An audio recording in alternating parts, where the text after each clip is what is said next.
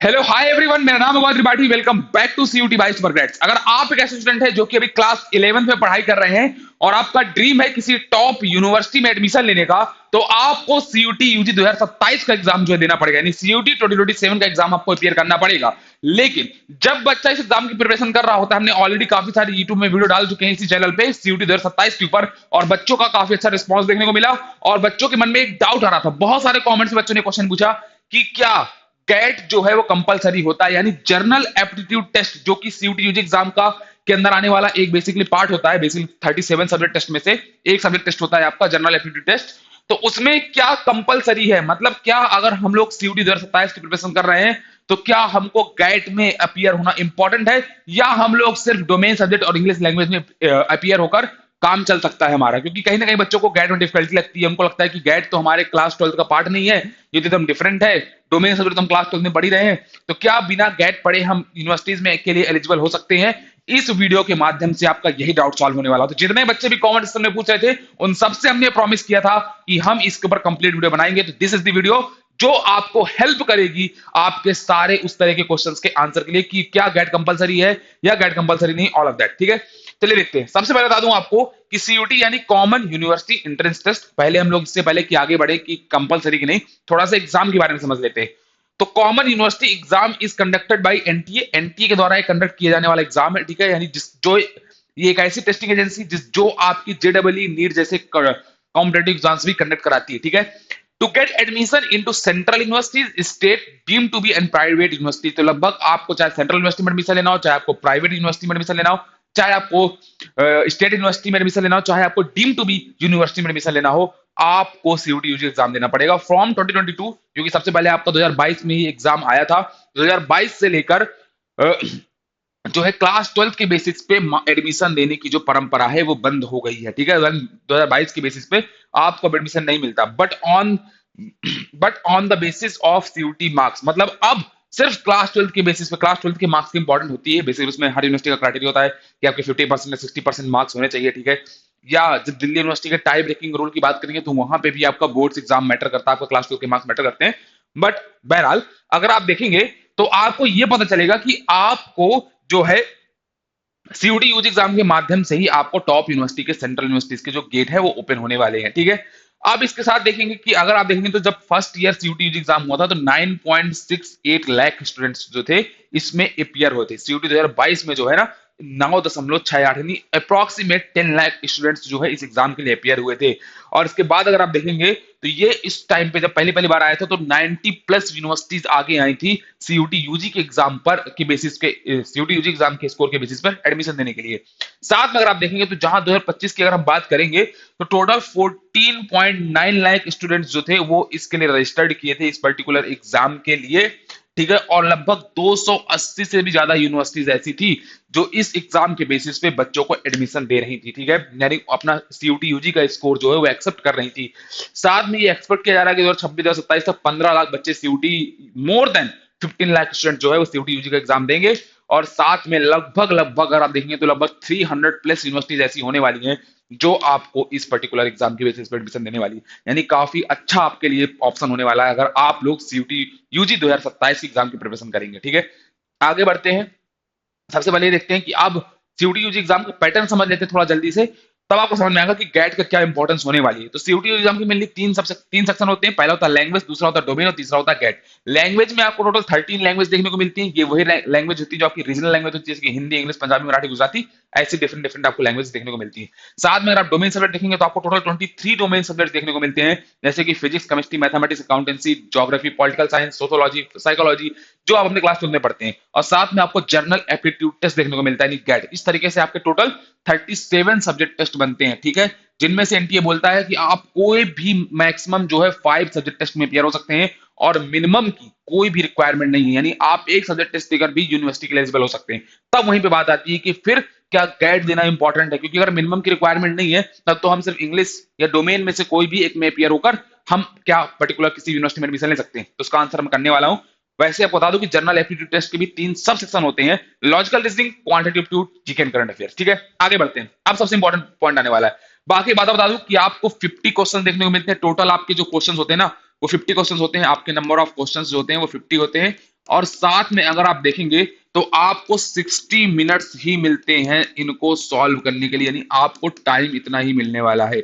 और साथ में एनटीए का नया रूल है जिसके अकॉर्डिंग अब आपको 50 आउट ऑफ 50 क्वेश्चन ही करने हैं। मतलब आपके पास कोई विकल्प नहीं कि आप क्वेश्चन छोड़ सकते हैं। पहले आपके पास ऑप्शन था कि आप 10 क्वेश्चन छोड़ सकते थे, लेकिन अब ऐसा नहीं है। आप 50 आउट ऑफ 50 क्वेश्चन से आपको सॉल्व करने हैं और आपको पता नहीं सिर्फ 60 मिनट मिल रहे हैं। यानी स्पीड और एक्यूरेसी का पूरा गेम इस पेपर में अब हो जाने वाला है। आपकी स्पीड भी बहुत अच्छी होनी चाहिए और साथ में आपकी एक्यूरेसी भी काफी मैटर करती है। साथ में अगर आप एक क्वेश्चन सही करते हैं तो उसके लिए आपको +5 मार्क्स दिए जाते हैं और -1 की आपकी निगेटिव मार्किंग होती है। अगर आप यहां से देखेंगे तो आपका 250 आउट ऑफ 250 का पेपर बनने वाला है। यही आपका टारगेट होना चाहिए कि मुझे 250 आउट ऑफ 250 किसी भी हाल में स्कोर करना है। जब आप 250 का स्कोर का टारगेट रखेंगे तब कहीं आप 240 230 तक पहुंच पाएंगे। ठीक है, आगे बढ़ते हैं, आगे देखते हैं और एग्जाम के बारे में। अगर आप एक स्टूडेंट हैं जो कि सीयूटी 2027 एग्जाम की प्रिपरेशन कर रहे हैं और आपको बहुत सारा डाउट्स आ रहा है कि क्लास 11th में साथ कैसे इसको मैनेज करना है, कौन कौन सी टॉप यूनिवर्सिटीज है जिनके लिए अप्लाई कर सकते हैं, क्या एक स्ट्रेटजी होनी चाहिए, क्या एक प्लान होना चाहिए, बहुत डाउट आता है, कॉमन बच्चों को हर साल आता है। तो अगर आपको भी आ रहा है, बहुत सारे बच्चे ऑलरेडी हमारे साथ कनेक्टेड हैं, आपको कुछ नहीं करना, आपको डिस्क्रिप्शन में और पिन कमेंट में एक लिंक मिल जाएगी, उसमें एक फॉर्म है, उसको फिल कर दिएगा। हमारी टीम आपसे कनेक्ट करेगी और आपके जितने डाउट सारे सॉल्व कर देगी। फटाफट से जाइए उस फॉर्म को फिल करिए, फ्री ऑफ कॉस्ट है, मेंटोरिंग लीजिए फ्री ऑफ कॉस्ट और अपने सीयूटी यूजी 2027 की प्रिपरेशन स्टार्ट करिए। आगे बढ़ते हैं। अब यहां पे आता है कि इंग्लिश एंड गेट, क्योंकि गैट बताने से पहले कि इज कंपलसरी है कि नहीं, उसके पहले ये डेटा बहुत इंपॉर्टेंट हो जाता है। एक बार अगर आप इस डेटा पे गौर करेंगे ना तो आपके बहुत सारे जो थॉट्स हैं वो क्लियर हो जाएंगे। अगर आप देखेंगे यहाँ पे तो मैं ये बता रहा हूं कि अगर आप देखेंगे तो ओवरऑल सीयूटी में, ठीक है, 2025 में 13.54 लाख के आसपास बच्चे अपीयर हुए। ठीक है, बहुत बढ़िया, अच्छी बात है। अगर आप देखेंगे तो अभी तक हाईएस्ट स्कोर वाली बात मत करिए, आप सीधे इंग्लिश लैंग्वेज की यहाँ पे बात करिए, बाकी सब की बात मत करिए, इंग्लिश लैंग्वेज की बात करिए कि 10.7 लाख स्टूडेंट्स। आप देख रहे हैं कितना बड़ा नंबर है, मतलब 13 लाख बच्चे जो है, 13 दशमलव यानी 14 लाख बच्चे जो टोटल अपीयर हुए हैं इसमें, आपके ओवरऑल सीयूटी एग्जाम में। और उसमें से आपके 11 लाख बच्चे, यानी 11 लाख बच्चे आपके केवल है वो आपके अपीयर हुए हैं किसमें, इंग्लिश लैंग्वेज में। 79% बच्चा इंग्लिश लैंग्वेज में अपीयर हुआ है। साथ में अगर आप देखेंगे तो 241.96 जो गया था वो हाईएस्ट गया था। हाईएस्ट स्कोर 2024 में आपका गया था 200 आउट ऑफ 200, क्योंकि तब 200 का पेपर होता था। ठीक है, अगर आप यहाँ पे देखेंगे जनरल एप्टीट्यूड टेस्ट के अंदर, तो यानी गैट के अंदर आप देखेंगे जनरल एप्टीट्यूड टेस्ट, तो इसमें भी लगभग 8.3 लाख स्टूडेंट्स अपीयर किए थे। मतलब अप्रोक्सीमेटली आपके 8.5 लाख स्टूडेंट जो यहाँ पे अपीयर किए थे, यानी 61.2% बच्चा जो है ओवरऑल एग्जाम में से, यानी डोमेन वगैरह मिला के इतना बच्चा तो खाली केवल किसमें अपीयर कर रहा है, गैट में। यानी कितना इंपॉर्टेंट सेक्शन होगा तभी इतने बच्चे अपीयर कर रहे हैं। मतलब आपको समझ में आ जाना चाहिए कि यहाँ से गैट की इंपॉर्टेंस कितनी ज्यादा होने वाली है। अगर आप देखेंगे तो हाई स्कोर वगैरह कुछ ऐसे लिखे हुए हैं। ठीक है, अब हम आगे बढ़ते हैं, थोड़ा सा और आगे बात करते हैं। अब अगर आप देखेंगे तो जनरल एप्टीट्यूड टेस्ट जो है आपका, quantitative aptitude was more calculative and time consuming. ये मैं बात कर रहा हूं 2025 के रिस्पेक्ट में। अगर आप 2025 का पेपर देखेंगे तो आपको एक काफी अच्छा आइडिया लगेगा कि क्वांटिटिव एप्टीट्यूड, क्योंकि मैंने बताया ना कि गैट के 3 सबसेक्शन होते हैं, तो उसमें से आपका जो क्वांटिटिव एप्टीट्यूड था ना वो काफी कैलकुलेटिव था एंड काफी टाइम कंज्यूमिंग था। इसका मतलब कि अब जो सीयूटी यूजी एग्जाम का जो डिफिकल्टी लेवल है वो 2022 2025 तक बहुत चेंज हुआ है और 2025 में काफी ज्यादा डिफिकल्टी लेवल देखने को मिला है। 50 आउट ऑफ 50 क्वेश्चन की अगर बात करूं तो बच्चे 40 के ऊपर क्वेश्चंस देख ही नहीं पाए थे कि क्या है, सॉल्व करने की बात छोड़िए, क्योंकि इतना डिफिकल्ट था, इतने कैलकुलेटिव है।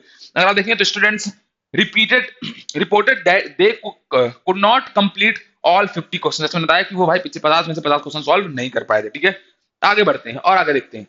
अब जैसे बात करते हैं यूनिवर्सिटी ऑफ दिल्ली, जो कि एक बहुत बढ़िया ऑप्शन होता है, सभी बच्चों का ड्रीम होता है जहां एडमिशन लेना। चाहे किसी बच्चे की प्लानिंग हो बीए करने की, यानी बी ऑनर्स हिस्ट्री साइकोलॉजी ऐसे डिफरेंट कोर्स करने की, या किसी का ऑप्शन हो बीबीए करने का, या किसी का ऑप्शन हो बीटेक मैथमेटिकल इनोवेशन करने का, वो सब लोग दिल्ली यूनिवर्सिटी को अपनी पहली पसंद रखते हैं। और जब दिल्ली यूनिवर्सिटी की बात आती है तो सीयूटी यूजी एग्जाम के जितने एस्पिरेंट्स होते हैं पहली उनकी ड्रीम यूनिवर्सिटी आती है university of Delhi. Different college, चाहे आप देखेंगे सही Sukhdev college of business studies, चाहे आप देखेंगे Shri Ram college of commerce जो कि आईआईटी ऑफ कॉमर्स बोला जाता है, चाहे लेडी श्री राम कॉलेज, जितने भी कॉलेज, आपको हिंदू कॉलेज हो गया, सेंट स्टीफन हो गया, सब आपको दिल्ली यूनिवर्सिटी के अंदर मिलते हैं और इसीलिए दिल्ली यूनिवर्सिटी पहली पसंद बन जाती है सीयूटी यूजी एस्पिरेंट्स की।